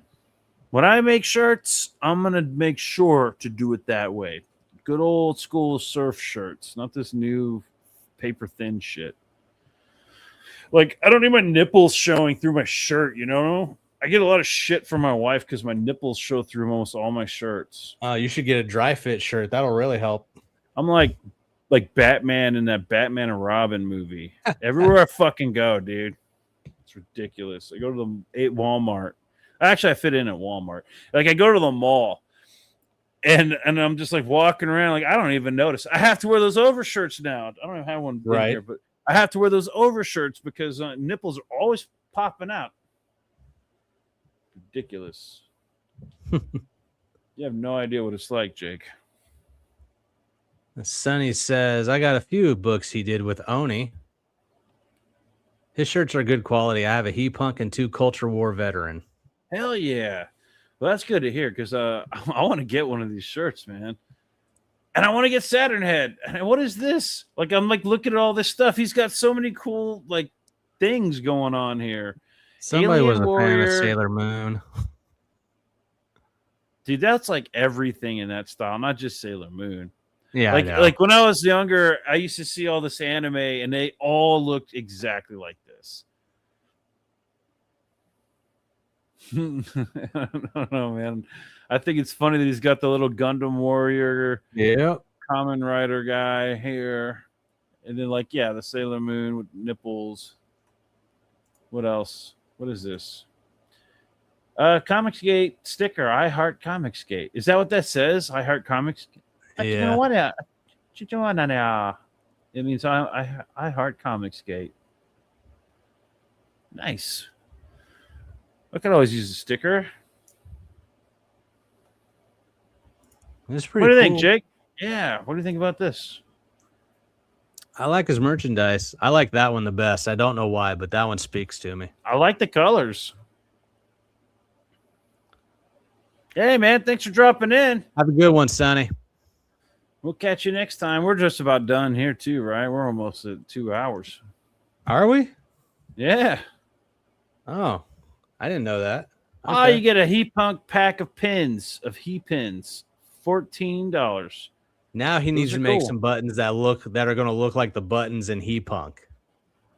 Dude, these are straight out of the book. No, those are right. Yeah, I see what you're saying. You know what I mean? The ones that'll give you the powers. Yeah. You got to make buttons that look like the ones that give you power.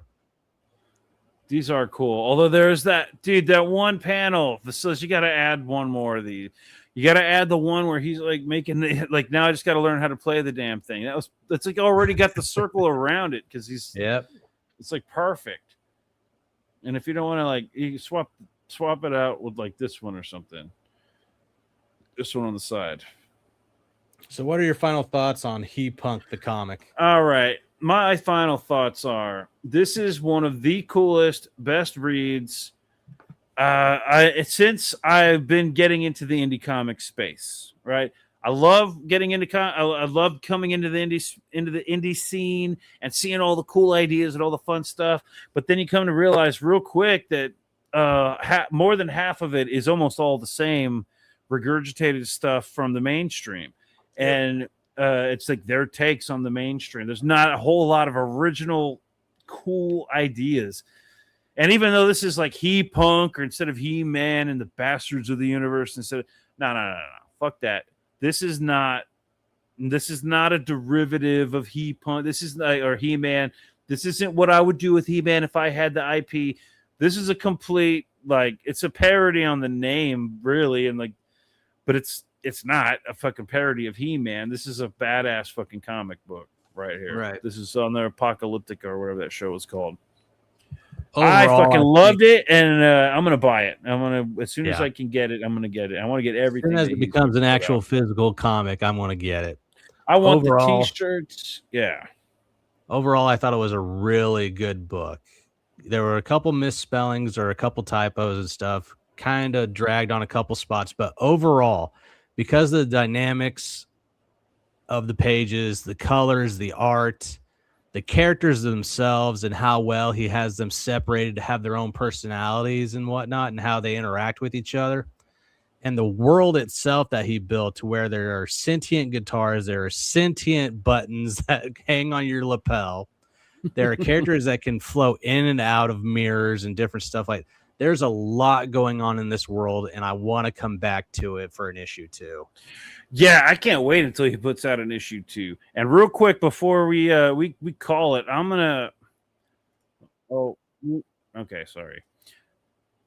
Before we call it, I'm gonna put the link to his website. Anybody who's watching right now, the link is in the live chat. Go check it out. Go to his website. You can still get He-Punk. In fact, he has a sale going on right now where you can get the He-Punk graphic novel digital, along with a free T-shirt. And that T-shirt looks pretty fucking cool, man. Is it Sharon? I'm sharing whatever you're sharing.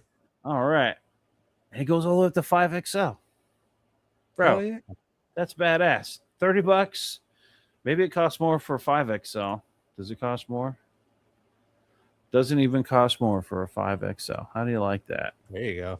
Can't beat that. Go check out that link. Go back this book, and every time keep follow him on Twitter, Vasilis Lolos, and everything on Instagram. Go follow this guy because he's making great things. This is what I've been wanting to see in the space, and everybody should go read this book.